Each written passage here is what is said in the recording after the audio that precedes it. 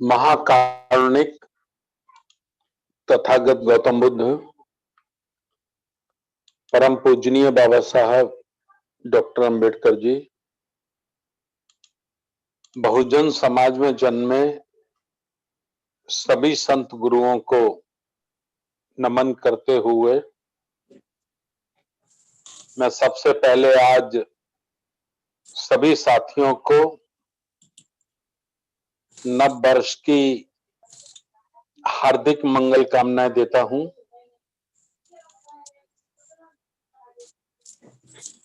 नव वर्ष संपूर्ण संसार के लिए समृद्धि, मंगल कामनाएं लेकर आए। महाकारुणिक तथागत गौतम बुद्ध की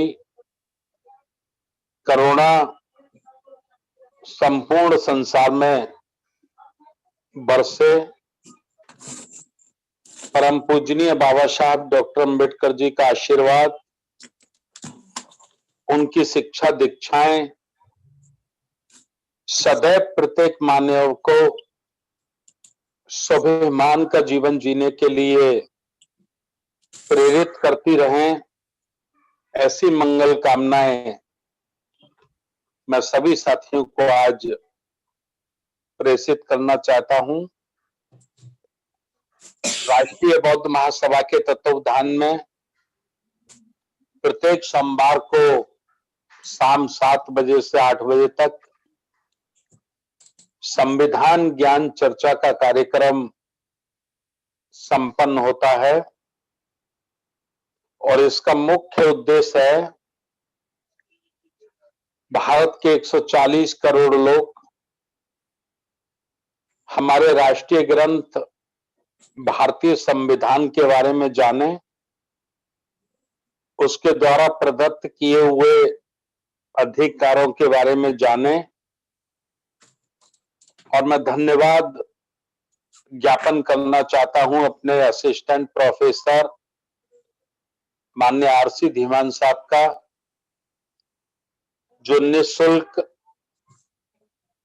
और उल्टा राष्ट्रीय बौद्ध महासभा को आर्थिक सहयोग भी करते हैं समय समय पर, और जो उनको नॉलेज है, जो उनको ज्ञान है, भगवान बुद्ध की कृपा से, बाबा साहब डॉक्टर अंबेडकर की कृपा से, उस ज्ञान का वो दान संपूर्ण भारतवर्ष के लिए कर रहे हैं। एक एक अनुच्छेद पर जो उनका विश्लेषण होता है, परिभाषित होता है, तो छोटी से छोटी बुद्धि रखने वाले व्यक्ति के भी दिमाग में समा जाता है। अर्थात मैं इतना कह सकता हूं कि जो मनुष्य बिल्कुल भी पढ़ा लिखा ना हो, सिर्फ अन्न खाता हो, खाना खाता हो, 4 व्यक्तियों के बीच में उसकी संगति हो, उठता बैठता हो, सिर्फ इतना सा उसको तजुर्बा हो, इतना सा ज्ञान हो, यदि वो इतना ज्ञान रखता है तो आरसी धीमान साहब द्वारा संविधान के अनुच्छेदों पर की जाने वाली चर्चा उसके दिलो दिमाग पर निश्चित रूप से छा जाएगी। मुझे कोई दुख नहीं ये बात कहने में कि जितनी सरलीकरण, जितने सरल भाषा, जितने उदाहरण और उसका एक्सप्लेन करते हैं आरसी धीमान साहब, यदि मनुष्य रोटी खाता है, चाहे रिक्शा चलाता हो, चाहे वेल्डरी करता हो, चाहे ठेल लगाता हो, चाहे परचून की दुकान चलाता हो, गरीब से गरीब और कम पढ़े लिखे से कम पढ़ा लिखा व्यक्ति भी उनकी परिभाषित भाषा को समझ सकता है। राष्ट्रीय बौद्ध महासभा का मुख्य उद्देश्य भी यह है कि भारत का प्रत्येक नागरिक भारतीय संविधान के बारे में समझे, जाने, अपने प्रदत्त अधिकारों को समझे।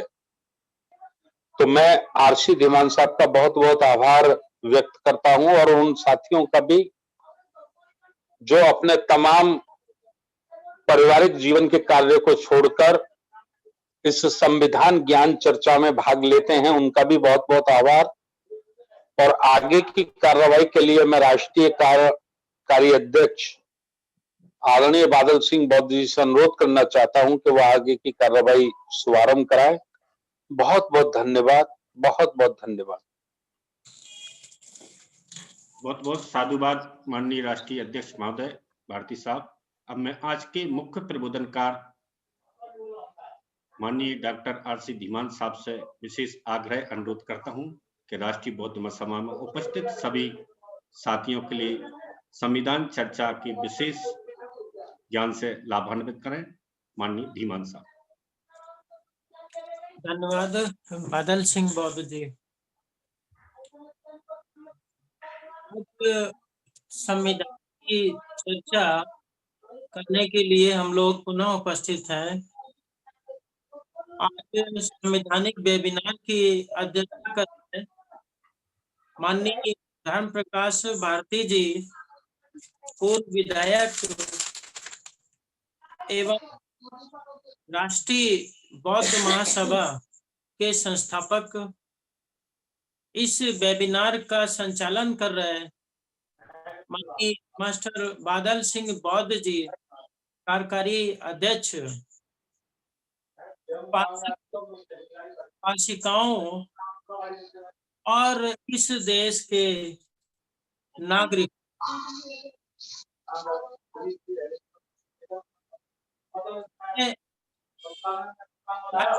महासभा के माध्यम से जा रहे हैं संवैधानिक ज्ञान में लगातार संविधान की लेकर देश के नागरिकों को संविधान के विषय में बता रहा हूं। पिछले लेक्चर में मैंने बताया था भारत के संविधान के अनुच्छेद 21 के विषय में। 21 और 22 एक दूसरे से को रिलेट करते हैं, एक सिक्के के दो पहलू कह सकते हैं। तो अपनी बात को पुनः आरंभ करने से पूर्व मैं अनुच्छेद 21 के ऊपर जाना चाहूंगा। अनुच्छेद 21 कहता है, no person shall be deprived of his life and liberty except the procedure according to established by law। यानी किसी भी व्यक्ति के प्राण एवं दैहिक अधिकार को विधि द्वारा स्थापित प्रक्रिया से ही वंचित किया जा सकता है, अन्यथा नहीं किया जा सकता है। ये है अनुच्छेद 21। अनुच्छेद 21 की जब डिबेट चल रही थी पार्लियामेंट के अंदर, तो डॉक्टर बाबा साहब अम्बेडकर ने संविधान सभा में ड्यू प्रोसेस और विधिक प्रक्रिया में किस को अपनाया जाए, इस पर हो रही चर्चा पर अपना दृष्टिकोण स्पष्ट करते हुए कहा था कि यदि ड्यू प्रोसेस रखा जाता है तो न्यायपालिका भी अपने पूर्वाग्रहों से ग्रसित होकर के देश के लोगों के मौलिक अधिकारों को छीन सकती है, ऐसी आशंका व्यक्त की थी उन्होंने। दूसरी तरफ उन्होंने विधिक प्रक्रिया के संबंध में भी यह आशंका व्यक्त की थी कि अगर विधिक प्रक्रिया का इस्तेमाल करते हैं तो ये विधायिका भी किसी विचारधारा से ग्रसित होकर के या किसी पूर्वाग्रह से ग्रसित होकर के देश के नागरिकों के मौलिक अधिकारों को छीन सकती है। डॉक्टर अंबेडकर को इस बात की आशंका थी कि ऐसा हो सकता है। विधायिका और न्यायपालिका दोनों से ही उन्हें इस बात की आशंका थी कि मौलिक अधिकार जो है इन लोगों के द्वारा भविष्य में छीने जा सकते हैं, न्यून किए जा सकते हैं। इसलिए उन्होंने विधिक प्रक्रिया शब्द इस्तेमाल किया जाए या ड्यू प्रोसेस इस्तेमाल किया जाए, ये सदन के ऊपर छोड़ दिया था और सदन ने इसमें विधिक प्रक्रिया शब्द का इस्तेमाल किया है। मैं एक बार फिर से अनुच्छेद 21 को पढ़ूंगा कि किसी भी व्यक्ति के प्राण एवं दैहिक अधिकार को विधि द्वारा स्थापित प्रक्रिया से ही वंचित किया जाता है, अन्यथा नहीं। अर्थात जो विधायिका है वह जब कोई ऐसी विधि बनाती है जिसके माध्यम से व्यक्ति के प्राण एवं दैहिक स्वतंत्रता के अधिकार को छीना जा सकता है, निरुद्ध किया जा सकता है, तभी किया जा सकता है, अन्यथा कोई दूसरा तरीका नहीं है। यानी कि जो व्यक्ति के प्राण एवं दैहिक अधिकार हैं, they are very important for the citizens of India and the people of India, क्योंकि अनुच्छेद 21 भारत के लोगों के लिए भी है और भारत के बाहर के लोगों के लिए भी है। अनुच्छेद 21 के अंदर जो है व्यक्ति के प्राण एवं दैहिक स्वतंत्रता को बहुत ही महत्वपूर्ण मानते हुए उसे प्रदान किया गया है और उसे सिर्फ और सिर्फ जो विधायिका है विधि बना करके उसी के द्वारा इसे निरुद्ध किया जा सकता है, छीना जा सकता है, अन्यथा नहीं किया जा सकता है। ये अनुच्छेद 21 में स्पष्ट कर दिया गया। अब सवाल यहाँ पे पैदा होता है, जो आशंका पैदा हो गई थी कि क्या विधायिका अपने पूर्वाग्रहों से ग्रसित होकर के कभी मौलिक अधिकारों को छीन सकती है? तो विधियों को इस तरीके से बनाया गया है कि जो है देश के नागरिकों को, व्यक्तियों के मौलिक अधिकारों को किसी भी दशा में छीना ना जा सके। अनुच्छेद 22, अनुच्छेद 22 पर अब चर्चा करते हैं कि किस तरीके से अनुच्छेद 22 हमारी स्वतंत्रता को हमें प्रदान करता है, हमारी प्राण एवं दैहिक अधिकार का संरक्षण करता है। तो मैं स्क्रीन शेयर करता हूं।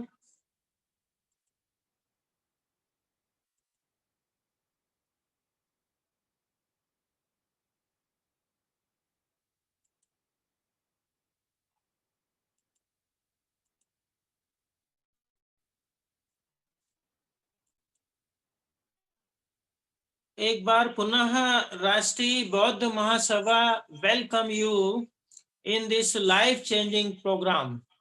राष्ट्रीय बौद्ध महासभा जीवन को बदल देने वाले इस संवैधानिक वेबिनार में आप सभी का हार्दिक अभिनंदन एवं स्वागत करती है।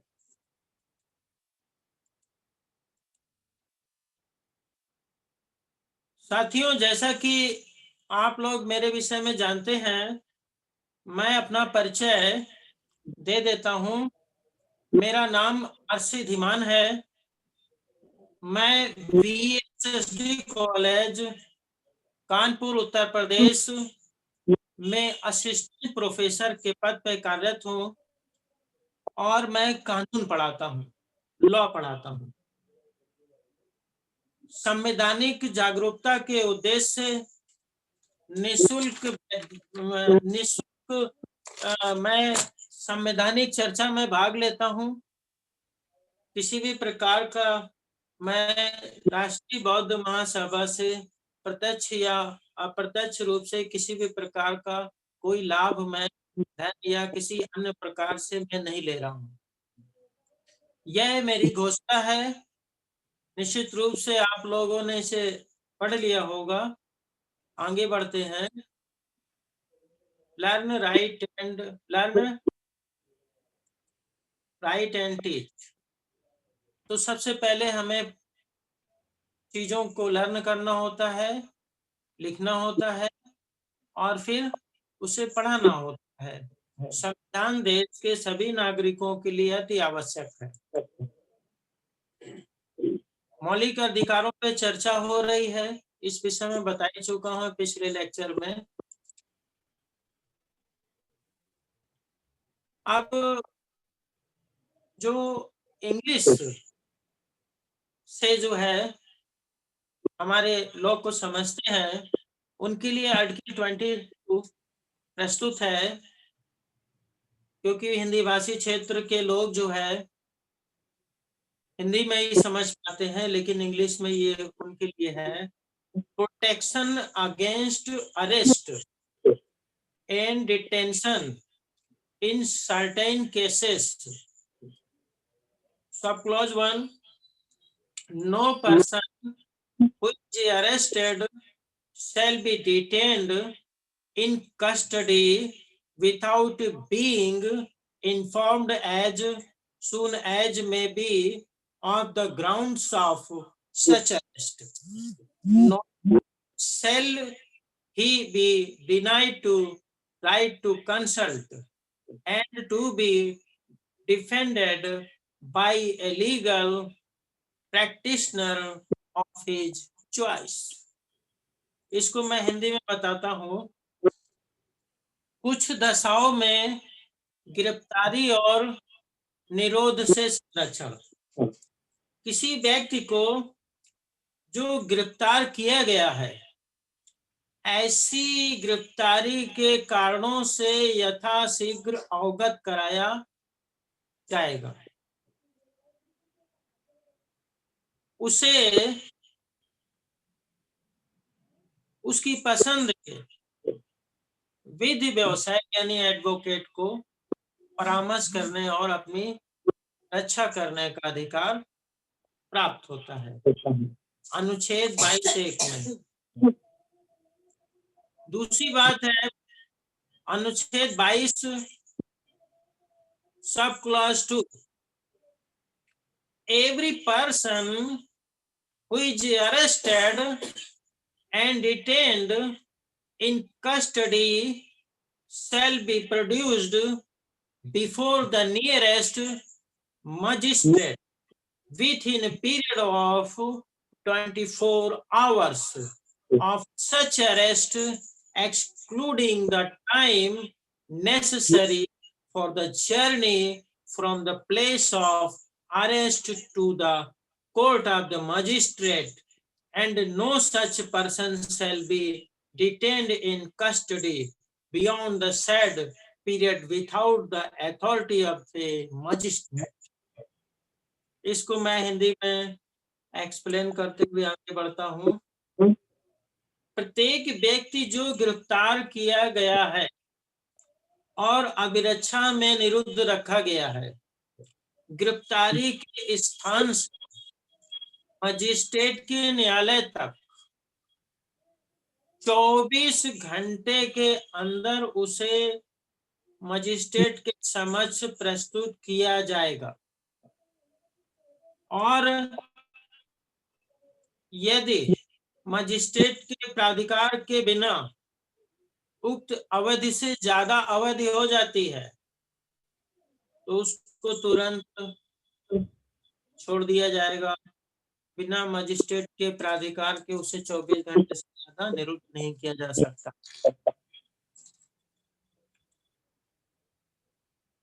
Article 22 sub clause 3 for those person who can understand an English language, protection against arrest and detention in certain cases. Sub clause 3, nothing in the clauses 1 and 2 shall apply A to any person who for the time being is an enemy alien, or to any person who is arrested or detained under any law providing for preventive detention. Hindi में है article 22 सब class 3 खंड 1 और खंड 2 की कोई बात किसी ऐसे व्यक्ति को लागू नहीं होगी जो शत्रु हो या किसी निवारक विधि के अंतर्गत निरुद्ध किया गया। आर्टिकल 22 सब क्लॉज 4 ये इंग्लिश के लोगों के लिए है, स्क्रीनशॉट ले ले और इसको समझ सकते हैं। इसके बाद ये हिंदी भाषी क्षेत्र के लोगों के लिए है। आर्टिकल 22 पर सब क्लॉज पर हम आगे आएंगे। आर्टिकल 22 सब क्लॉज 5 ये भी इंग्लिश में, when any person is detained in pursuance of an order made under any law providing to preventive detention, the authority making the order shall as soon as may be communicate to such person the grounds on which the order has been made and shall afford him the earliest opportunity of making a representation against the order. ये हिंदी में है 5 निवारक विधि का उपबंध करने वाली किसी विधि के अधीन किए गए आदेश के अनुसरण में जब किसी व्यक्ति को निरुद्ध किया जाता है तब आदेश करने वाला व्यक्ति यथाशक्य शीघ्र उस व्यक्ति को यह संसूचित करेगा कि वह आदेश किन आधारों पर किया गया है और उस आदेश के विरुद्ध अभ्यावेदन करने के लिए उसे शीघ्रातिशीघ्र अवसर देगा। बादल सिंह बौद्ध जी, इसको आप जो है जाकर के समझ करके जो प्रक्रिया चल रही है।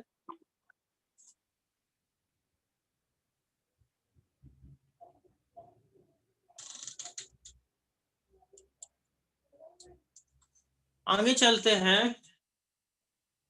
Article 22 protection against arrest and detention in certain cases 6 है nothing in clause 5 shall require the authority making any such order as is referred to in that clause to disclose facts which such authority considers to be against the public interest to disclose।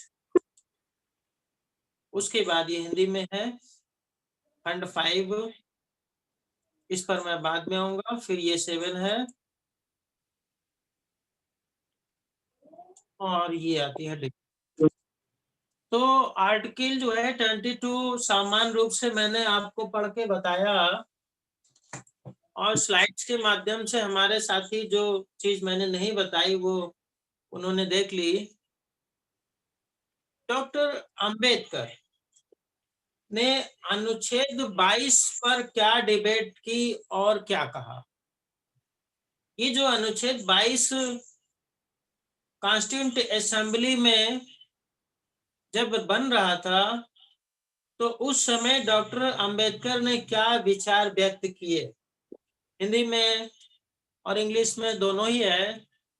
मैं doctor Ambedkar के विचार को हिंदी और English में समझाने के बाद article 22 को गहराई से समझाने का प्रयास करूंगा। The article is regarding protection against arrest and detention, including preventive detention, has been debated at great length. There was a strong criticism against preventive detention. Dr. Ambedkar has explained at length why preventive detention is necessary at this stage, because many immediately after promulgation of the Constitution may not adhere to constitutional methods to press for their rights, but may resort to constitutional methods. The debate has consumed 29 pages from 1543 to 1572, book number 4, volume 9th of the Constituent Assembly debate.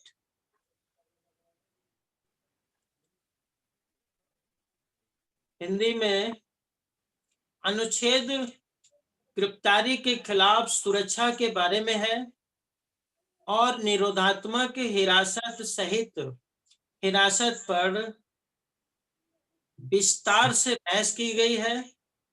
निवारक विरोध के खिलाफ कड़ी आलोचना हुई है।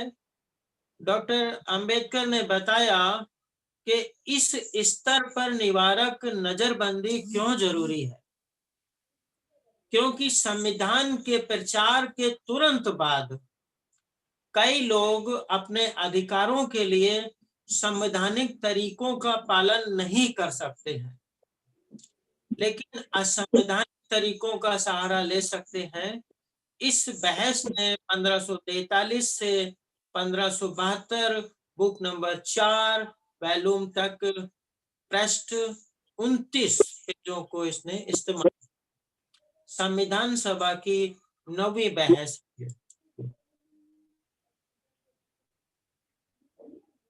अब supreme court इस पर क्या कहता है, इस पर जो है हम लोग आएंगे।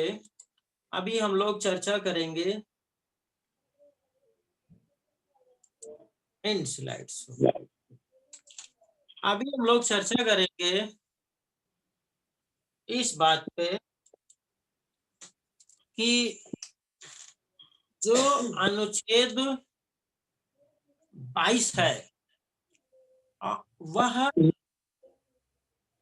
हमें किन बातों का प्रोटेक्शन देता है। तो अनुच्छेद 22 के अंदर जो प्रोटेक्शन मिल रहा है वह हमारे प्राण एवं दैहिक अधिकार जो भारतीय संविधान के अनुच्छेद 21 में हमें प्रदान किए गए हैं, उन अधिकारों को संरक्षित करता है। जब तक हमारे अधिकार संरक्षित नहीं होते हैं तब तक इन अधिकारों का कोई मतलब नहीं। जब तक हमारे अधिकार संरक्षित नहीं होते हैं तब तक इन अधिकारों का कोई मतलब नहीं। इसीलिए मौलिक अधिकारों का संरक्षण उच्चतम न्यायालय द्वारा किया जाता है। हालांकि संविधान पूरा इंटरप्रिटेशन जो है न्यायालय द्वारा होता है। अनुच्छेद 22 गिरफ्तारी के संबंध में प्रावधानित करता है। किसी व्यक्ति की गिरफ्तारी करने से उसके प्राण, उसके दैहिक अधिकार और उसकी गरिमा प्रभावित होती है। चाहे वो अमीर हो चाहे वो गरीब हो, उसकी लिबर्टी, उसकी डिग्निटी और उसकी लाइफ प्रभावित होती है। इसलिए किसी भी व्यक्ति को गिरफ्तार करते समय विधिक प्रक्रिया का इस्तेमाल किया जाएगा। विधिक प्रक्रिया अनुच्छेद 22 में बताई गई है। क्या बताई गई है? अनुच्छेद 22 के अंदर विधिक प्रक्रिया ये बताई गई है, जैसा कि स्लाइड में मैंने आपको दिखाया हुआ था, स्लाइड में एक बार आपके सामने फिर से लाता हूं।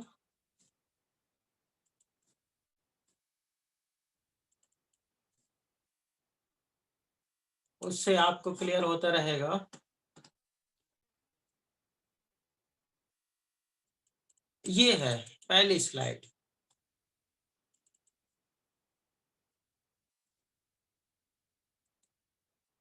ये है पहली स्लाइड, अनुच्छेद 22 सब क्लॉज 1, जिसमें इसका स्क्रीनशॉट हमारे इंग्लिश भाषी लोग ले लें। मैं इसको हिंदी के माध्यम से समझाता हूं। स्लाइड 1 सब क्लॉज 1 अनुच्छेद 22 में जो दो मुख्य बातें बताई गई हैं कि किसी व्यक्ति को जो गिरफ्तार किया गया है, ऐसी गिरफ्तारी के कारणों का अतिशीघ्र उसे पता चलना चाहिए। यानी कि अनुच्छेद 22 सब क्लॉज 1 व्यक्ति के प्राण एवं दैहिक अधिकार को संरक्षित करते हुए यह प्रावधान करता है कि किसी भी व्यक्ति को यदि गिरफ्तार किया जाता है तो अतिशीघ्र तत्काल उसको उसकी गिरफ्तारी के कारण का पता होना चाहिए। अनुच्छेद 22 संवैधानिक प्रावधान है। दूसरी बात, इसी सब क्लॉज 1 के अंतर्गत उसे यह भी अधिकार प्रदान किया गया है गिरफ्तार व्यक्ति को कि वह अपनी रुचि के अनुसार, अपनी पसंद के अनुसार अपने विधि व्यवसायी को यानी अधिवक्ता को यानी एडवोकेट को चुन सकता है, उससे परामर्श ले सकता है और उससे अपनी प्रतिरक्षा करा सकता है। इस अधिकार से उसे वंचित नहीं किया जाएगा। गिरफ्तारी का नियम है, पहला कि व्यक्ति को उसकी गिरफ्तारी का कारण अतिशीघ्र बताया जाए। दूसरा, गिरफ्तार व्यक्ति को अधिवक्ता उसकी रुचि के अनुसार उसे करने का अधिकार है। ऐसा नहीं कि अपनी मर्जी से हम कोई अधिवक्ता उसके पास भेज दें, लो भाई ये वकील साहब हैं इनको कर लो। नो, जिस तरीके से हमारा स्वास्थ्य जब खराब होता है तो हम अपनी मर्जी से अपना इलाज कराने के लिए डॉक्टर का चयन कर सकते हैं, अस्पताल का चयन कर सकते हैं। उसी तरीके से हम जो गिरफ्तारी है उससे बचने के लिए हम अपनी रुचि के अनुसार काबिल वकील को अपने प्रतिरक्षा के लिए, परामर्श के लिए कर सकते हैं। इनसे वंचित नहीं किया जाएगा। सब क्लॉज 1 के बाद आगे चलते हैं। इंग्लिश भाषी लोगों के लिए है protection against arrest and detention in certain cases. कहने का मतलब है, स्क्रीनशॉट ले लीजिए आप लोग। हिंदी में चलते हैं। प्रत्येक व्यक्ति जो गिरफ्तार किया गया है और अभिरक्षा में निरुद्ध रखा गया है हिरासत में, जब किसी व्यक्ति को गिरफ्तार किया जाता है तो फिर वह हिरासत में आ जाता है और वह निरुद्ध कर लिया जाता है। उस निरुद्ध व्यक्ति को 24 घंटे के अंदर मजिस्ट्रेट के समक्ष प्रस्तुत किया जाना चाहिए। 24 घंटे के अंदर निरुद्ध स्थान से मजिस्ट्रेट के न्यायालय के बीच जो यात्रा है उसको छोड़ दिया जाएगा। 24 घंटे के अंदर उस व्यक्ति को मजिस्ट्रेट के सामने प्रस्तुत किया जाना अति आवश्यक है। दूसरी बात, ऐसे किसी व्यक्ति को मजिस्ट्रेट के प्राधिकार के बिना उक्त अवधि से अधिक अवधि के लिए अभिरक्षा में निरुद्ध नहीं रखा जा सकता, उसे छोड़ना पड़ेगा। अगर मजिस्ट्रेट का प्राधिकार नहीं है तो फिर उसे 24 घंटे से ज्यादा हिरासत में नहीं रखा जा सकता, उसे छोड़ना होगा। और यदि वह किसी एफआईआर में निरुद्ध है, एफआईआर पंजीकृत हुआ है, किसी आपराधिक मामले में उस पर जो है प्राथमिक सूचना रिपोर्ट दर्ज हुई है, तो उसे 24 घंटे के अंदर मजिस्ट्रेट के सामने प्रस्तुत किया जाना आवश्यक है। ये गिरफ्तारी के सब लॉ है। और अरेस्ट का तीसरा नियम है, इंग्लिश भाषी क्षेत्र के लोग इसका स्क्रीनशॉट ले लें।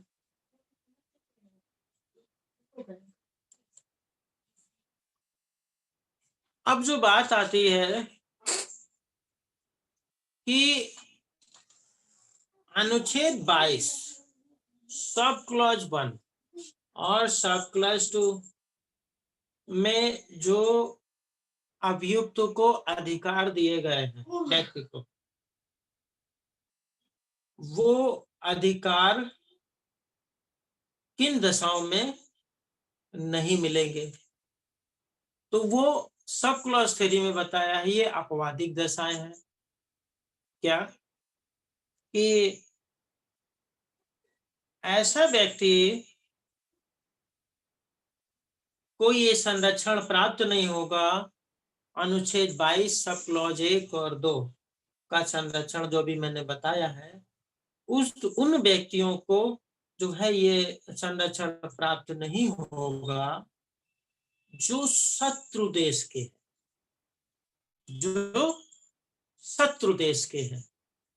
यानी कोई हमारे शत्रु देश का व्यक्ति यहाँ पर अरेस्ट होता है किसी मामले में, तो उसे सब क्लॉज 1 और सब क्लॉज 2 का लाभ नहीं मिलेगा। दूसरी बात है, निवारक निरोध विधि के अंतर्गत गिरफ्तार व्यक्ति को भी ये लाभ नहीं मिलेगा। अब निवारक निरोध व्यक्ति के संबंध में आप समझ लीजिए, पार्लियामेंट के अंदर जब डिबेट हो रही थी तो डॉक्टर अंबेडकर ने कहा था कि प्रिवेंटिव अरेस्ट आवश्यक है। प्रिवेंटिव अरेस्ट लोकतांत्रिक देशों में बहुत कम होता है। ऐसी आपराधिक घटनाएं जो आपराधिक विधि में वर्णित हैं, उनका उल्लंघन होता है, तो उन आपराधिक विधियों के अंतर्गत वर्णित धारा में व्यक्ति को गिरफ्तार किया जाता है। यानी कि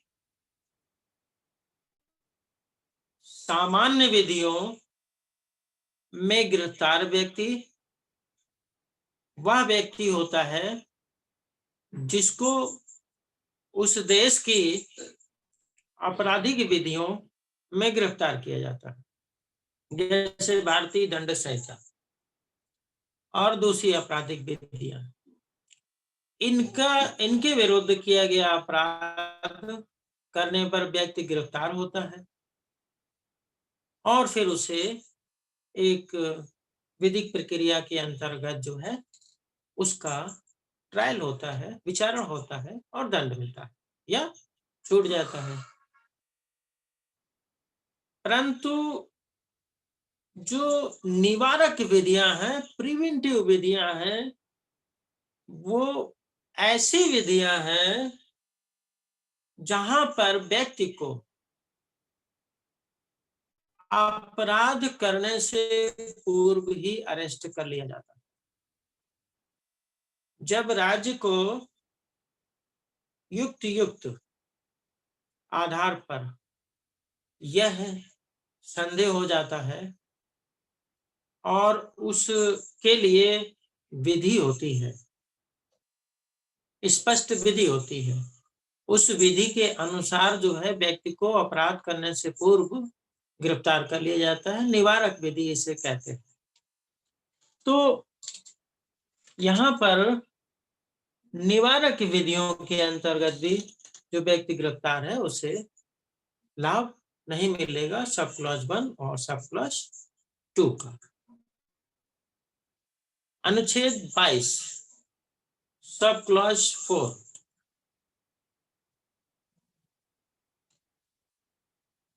अनुच्छेद 22 सब क्लॉज 4 पर जाने से पूर्व थोड़ा सा मैं एक चीज एक्सप्लेन कर दूं कि जो निवारक विधियां हैं वो अनुसूचित जाति जनजाति अत्याचार निवारण अधिनियम 1989 में भी है। यदि किसी अनुसूचित जाति जनजाति के क्षेत्र में किसी भी प्रकार का कोई उनके हितों को प्रभावित करने वाले, उनके प्राणों को, उनकी गरिमा को या कोई आपराधिक घटना के होने की आशंका है तो निवारण विधि के अंतर्गत कार्रवाई होगी और वहां पर जो है आशंका जिस पर है उससे अरेस्ट किया जा सकता है। निवारण विधियां के रूप में अनुसूचित जाति जनजाति अत्याचार निवारण अधिनियम भी है।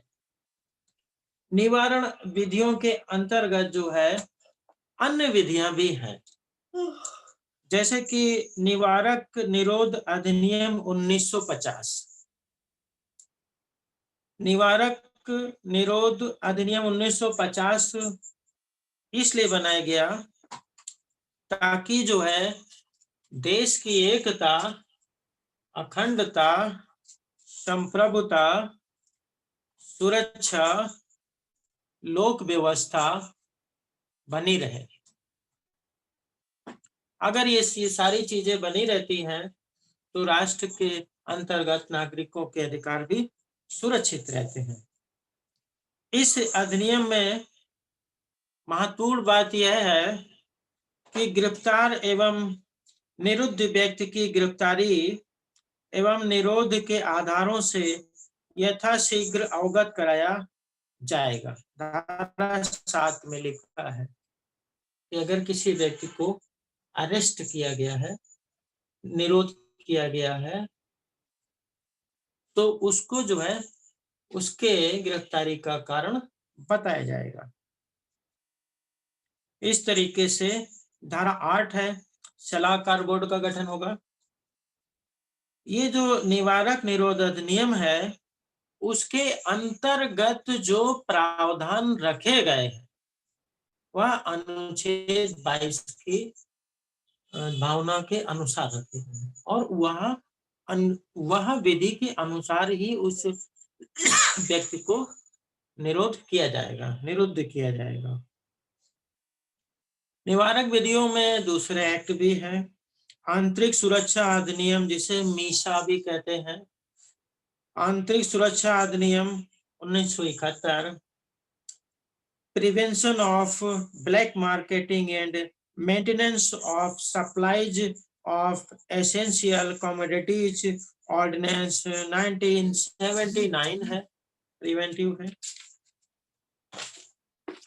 इस तरीके से ये प्रिवेंटिव विधियों में एक और विधि है जिसका अक्सर इस्तेमाल होता है व्यक्ति को अरेस्ट करने में, वो है रासुका।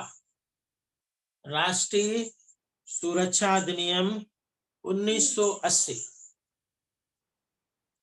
तो ये जो एक्ट मैंने बताए, ये सारे के सारे प्रिवेंटिव एक्ट हैं। किसी व्यक्ति को अपराध करने से पूर्व आप रोकने के लिए जो है इन एक्ट का प्रयोग करके उसे गिरफ्तार किया जा सकता है। गिरफ्तारी के दो तरीके हैं, एक आपराधिक घटना होने के बाद और दूसरा है प्रिवेंटिव, जिसे बोलते हैं आपराधिक घटना होने से पूर्व। तो अब आगे चलते हैं। निवारक विधि मेरे ख्याल से समझ में आ गई होगी, और अब जो है निवारक विधि पर ही अनुच्छेद 22 सब क्लॉज 4 में लिखा हुआ है कि निवारक निरोध का उपबंध करने वाली कोई विधि किसी व्यक्ति का 3 मास से अधिक अवधि के लिए तब तक निरुद्ध किया जाना प्राधिकृत नहीं करेगी जब तक कि ऐसे व्यक्तियों से जो उच्च न्यायालय के न्यायाधीश हैं या न्यायाधीश रहे हैं या न्यायाधीश नियुक्त होने के लिए अर्ह हैं, मिलकर बने सलाहकार बोर्ड ने 3 मास की उक्त अवधि की समाप्ति से पहले यह प्रतिवेदन नहीं दिया है कि उसकी राय में ऐसे निरोध के लिए पर्याप्त कारण है। इतना समझते हैं। अनुच्छेद 22(4) ये कहता है कि ये जो प्रिवेंटिव विधियां मैंने बताई है, निवारक विधियां जो एक्ट मैंने गिनाया, जैसे रासु का और अन्य एक्ट बताए हैं, उन एक्ट के आधार पर किसी भी व्यक्ति को संविधान के अनुच्छेद 22(4) में एक कंडीशन रखी गई है, विधायिका के लिए एक कंडीशन रखी गई है कि 3 माह से ज्यादा निवारक विधि के अंतर्गत किसी व्यक्ति को निरुद्ध नहीं किया जाएगा। 3 माह से ज्यादा निवारक विधियों के अंतर्गत किसी व्यक्ति को निरुद्ध नहीं किया जाएगा। अब नहीं किया जाएगा, परंतु यदि किसी व्यक्ति को के संबंध में यह प्रतीत होता है कि इस व्यक्ति को तो अभी जो है और निरुद्ध किया जाना चाहिए, क्योंकि इस व्यक्ति से राष्ट्र की एकता, अखंडता, संप्रभुता को खतरा है, तो ऐसे व्यक्ति को निरुद्ध 3 माह से ज्यादा नहीं किया जाएगा, और यदि करना है तो 3 माह के पूर्ण होने से पहले एक न्यायाधीशों के ऐसे सलाहकार बोर्ड के समक्ष यह प्रतिवेदन देना होगा कि इस व्यक्ति की अवधि निरुद्ध करने की 3 माह और बढ़ा दी जाए, और यह सलाहकार जो न्यायाधीशों के द्वारा बनाया गया सलाहकार बोर्ड है, उसकी राय में इसको बढ़ा दिया जाना उचित है। तभी जो है ये 3 माह से ज्यादा डिटेंशन बढ़ेगा, अन्यथा नहीं बढ़ेगा। यानी किसी व्यक्ति को 3 मास से अधिक डिटेन नहीं किया जाएगा, और यदि अति आवश्यक है डिटेन करना तो न्यायाधीशों के द्वारा बनाए गए सलाहकार बोर्ड की राय प्राप्त करने के बाद ही डिटेन किया जाएगा, अन्यथा नहीं किया जाएगा। ये चीज इसके अंदर महत्वपूर्ण पॉइंट है। अब आगे चलते हैं। अनुच्छेद 22 सब क्लॉज 5, ये इंग्लिश में है, इंग्लिश के साथ ही इसका स्क्रीनशॉट ले लें। अनुच्छेद 22 सब क्लॉज 5 कह रहा है निवारक निरोध का उपबंध करने वाली किसी विधि के अधीन किए गए आदेश के अनुसरण में जब किसी व्यक्ति को निरुद्ध किया जाता है तब आदेश करने वाला प्राधिकारी यथाशक्ति शीघ्र उस व्यक्ति को यह संसूचित करेगा कि वह आदेश किस आधार पर किया गया, ग्राउंड क्या है। अगर किसी व्यक्ति को निरुद्ध किया गया निवारक निरोध का उल्लंघन करने वाली किसी विधि के अधीन, तो ये जो आदेश करने वाला प्राधिकारी है उसको यह भी स्पष्ट रूप से स्पष्ट करना होगा कि वह आदेश किन आधारों पर किया गया, what's are the grounds of the order. ये इसमें यहाँ पर क्लियर हो रहा है। When any person is detained in pursuance of an order made under any law providing for preventive detention, the authority making the order shall as soon as may be communicate to such person the grounds on which the order has been made and shall afford him the earliest opportunity of making a representation against the order। तो यहाँ पर ये बात जो है स्पष्ट होती है कि इस तरह के आदेश करने वाले व्यक्ति को, प्राधिकारी को आदेश के कारण भी स्पष्ट करने होंगे। ये अनुच्छेद 22 सब क्लॉज 5 में एक गिरफ्तारी की कंडीशन है। अनुच्छेद 22 सब क्लॉज 6 खंड 6 और 5 किसी बात को जो ऐसा खंड निर्दिष्ट है करने के लिए प्राधिकारी के लिए प्रकट करना आवश्यक, प्रकटन करना ऐसा प्राधिकारी लोकहित के विरुद्ध समझता है।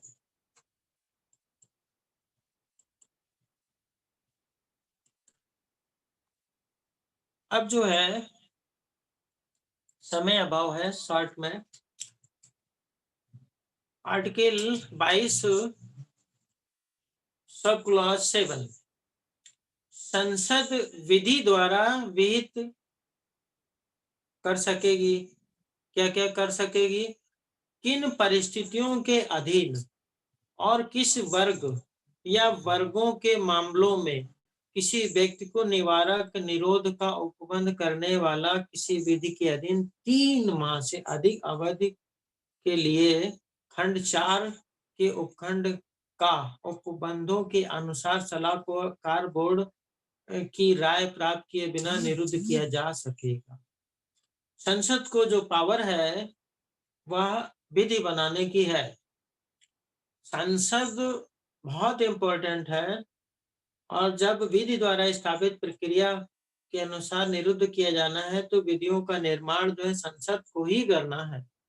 और संसद जो है 3 माह से अधिक के लिए भी जो है प्रोविजन जब करेगी तो सलाहकार जो बोर्ड है उसकी सलाह को भी जो इसमें इंडिकेट करेगी।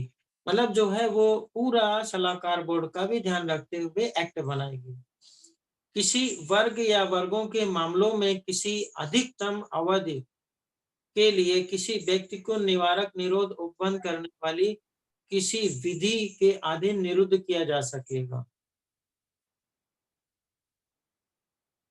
खंड 4 उपखंड का के अधीन की जाने वाली जांच सलाहकार बोर्ड द्वारा अनुसरण की जाने वाली प्रक्रिया क्या होगी, यह भी स्पष्ट करेगी। कहने का मतलब है कि ये जो है संसद को पावर होगी निवारण अधिनियम बनाने की। जैसे कि एग्जाम्पल के रूप में इस बात को ऐसे समझ लीजिए कि एक एक्ट था निवारक निरोध अधिनियम 1950। उसमें जो है इन जो टर्म्स एंड कंडीशंस रखी गई है अनुच्छेद 22 में उसको पालन करते हुए एक्ट बनेगा। तो एक्ट में जो है महत्वपूर्ण बिंदु क्या क्या अनिवार्य है? गिरफ्तारी एवं निरुद्ध व्यक्ति को गिरफ्तारी एवं निरोध के आधारों से यथाशीघ्र अवगत कराया जाना, यह धारा 7 में लिखा है, एक्ट में लिख दिया गया है। धारा 8 में लिखा गया है कि एक सलाहकार बोर्ड का गठन किया जाएगा। धारा 9 में इस समुचित सरकार द्वारा 7 सप्ताह के भीतर निरुद्ध व्यक्ति का मामला सलाहकार बोर्ड के समक्ष रखा जाएगा। धारा 10 में सलाहकार बोर्ड द्वारा मामले पर विचार किया जाना, निरोध के 10 सप्ताह के भीतर अपनी रिपोर्ट समुचित सरकार को प्रेषित करना।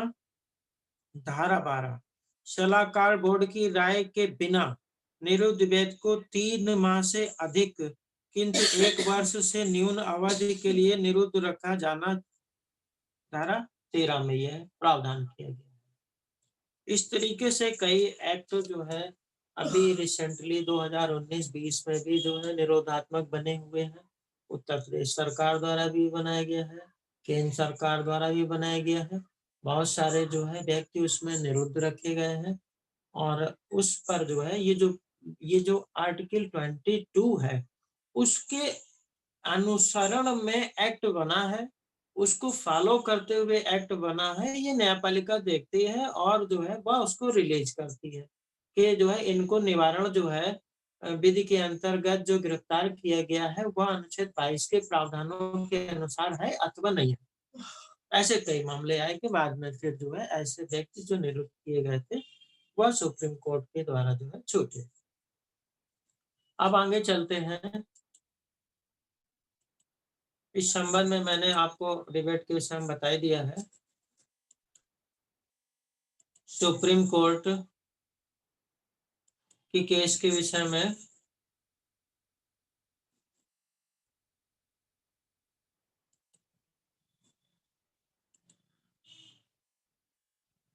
आर्टिकल 21 पे मैंने पिछले लेक्चर में बताया था कि Maneka Gandhi versus union of India का एक केस आया था।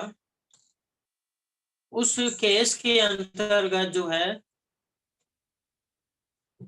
लाइफ, लिबर्टी और डिग्निटी की जो है को जो दायरा था उसको बढ़ा दिया था, जबकि A.K. गोपालन वर्सेस स्टेट ऑफ मद्रास राज्य केस आया था जिसमें अनुच्छेद 21 के अंतर्गत प्रदान किए गए प्राण एवं दैहिक अधिकार को जो है बहुत सीमित दायरे में परिभाषित किया गया। परंतु जो है वर्तमान समय में ऐसे बहुत सारे केसेज आए जिसके माध्यम से जो है भारत के अंदर सुप्रीम कोर्ट ऑफ इंडिया द्वारा गिरफ्तारी के लिए गाइडलाइंस जारी की गई। तो माय डियर फ्रेंड, ये जो गिरफ्तारी के केसेज हैं उसमें जो है गिरफ्तारी के बहुत सारे केसेज भरे हुए हैं। A.K. गोपालन वर्सेस स्टेट ऑफ मद्रास राज्य है, हंस मुख बनाम स्टेट ऑफ गुजरात राज्य है, कमला बनाम स्टेट ऑफ महाराष्ट्र राज्य है, कमला बनाम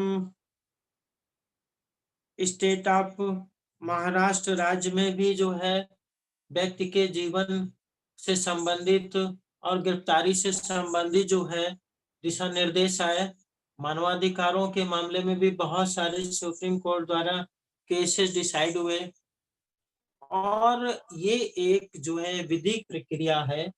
जैसा कि मैंने शुरू में ही बताया था, भारतीय संविधान के अनुच्छेद 21 पर जब पार्लियामेंट में डिबेट हो रहा था तो ड्यू प्रोसेस और जो विधिक प्रक्रिया पर यह विधिक प्रक्रिया इस्तेमाल की गई थी। तो ये जो है अनुच्छेद 22 गिरफ्तारी की विधिक प्रक्रिया को एक्सप्लेन करता है कि किसी व्यक्ति को किस तरह से गिरफ्तार किया जाए ताकि उसके प्राण एवं दैहिक अधिकार प्रभावित ना हो। और देश के अंदर विधायिका द्वारा इस तरह से विधियां बनाई जाएंगी, इस तरह से एक्ट बनाए जाएंगे जो अनुच्छेद 22 के भावना, मूलभूत भावना का ध्यान रखते हुए सारे के सारे एक्ट बनेंगे। इससे ये फायदा हुआ कि देश के नागरिकों को और अन्य व्यक्तियों को उनके जीवन जीने के जो अधिकार है, लाइफ, लिबर्टी, डिग्निटी, वो प्रभावित नहीं हुए। आम आदमियों के अधिकारों का संरक्षण हुआ। और गिरफ्तारी जिससे व्यक्ति की गरिमा, स्वतंत्रता प्रभावित होती है, उससे जो है आम आदमी को बचत मिली और जो गिरफ्तार हो रहा है उसकी सुरक्षा मिली लीगल प्रोसेस के तहत। तो जो है यहीं से जो है मैं अपना लेक्चर समाप्त करता हूं, और जो है समय भी हो गया है, समय का अभाव तो है, समय की कमी है। और तो मुझे बड़े ध्यान से इसके बहुत बहुत धन्यवाद। आगे जो है मैं अनुच्छेद 23 जो कि उस पर जो है चर्चा अगले सोमवार को हम लोग करेंगे। नमो बुद्ध। साधु साधु साधु। माननीय साहब, मैं राष्ट्रीय अध्यक्ष महोदय से अनुरोध करता हूं कि आज के अध्यक्षीय उद्बोधन रखें माननीय धर्म प्रकाश भारती साहब।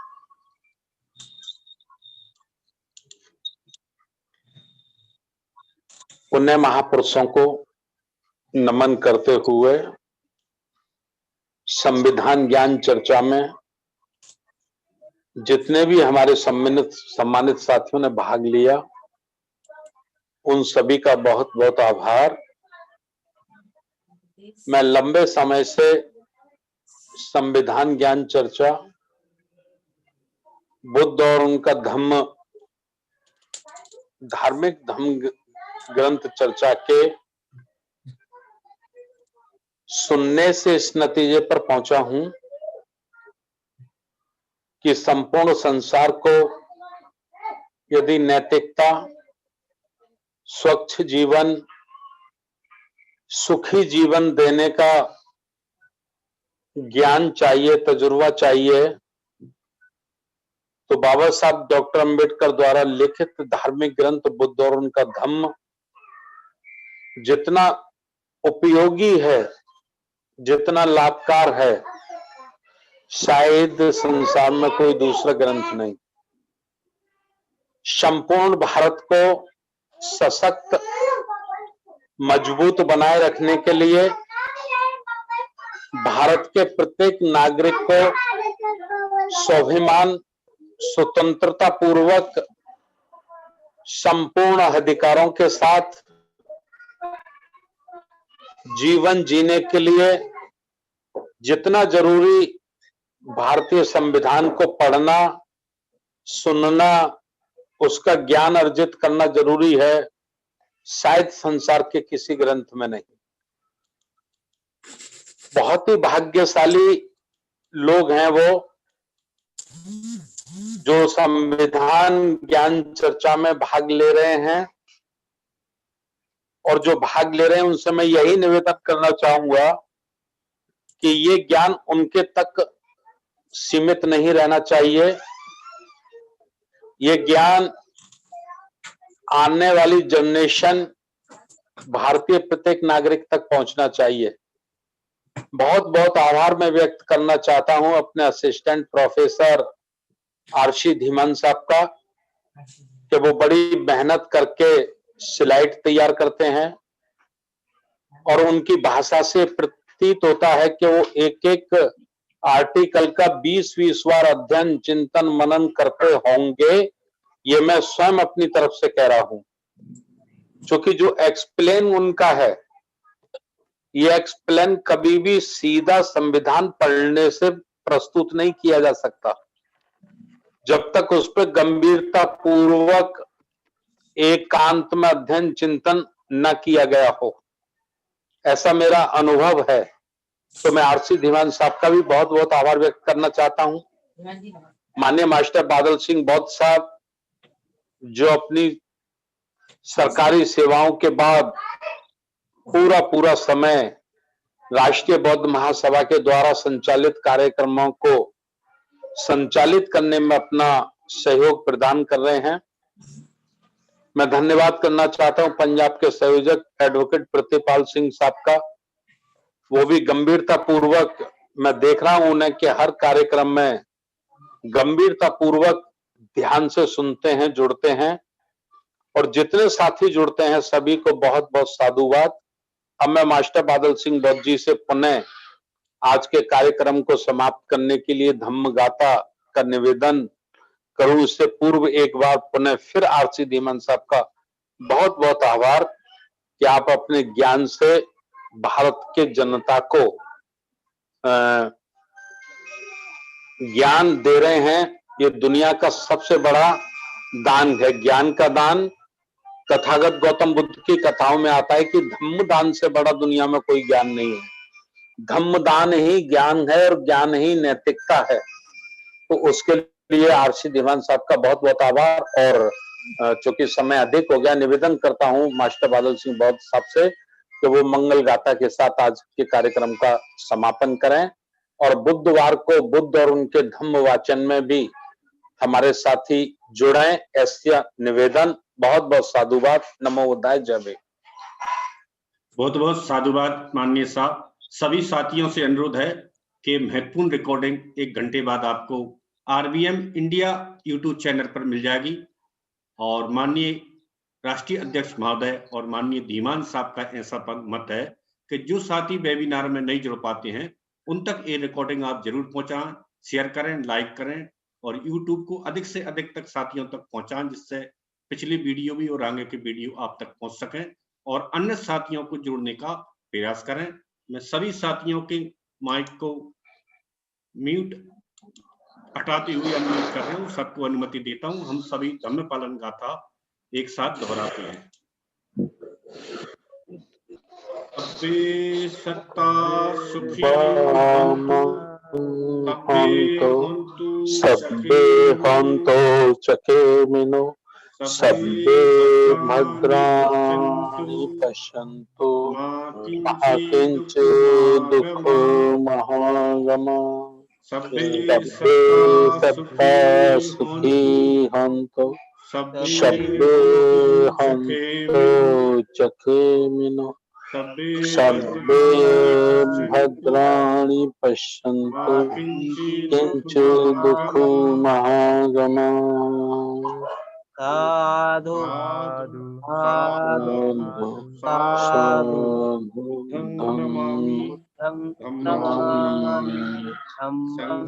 नमामि। सभी साथियों का बहुत बहुत आभार।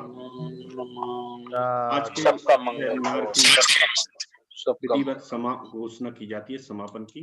जय भीम, नमो बुद्धाय।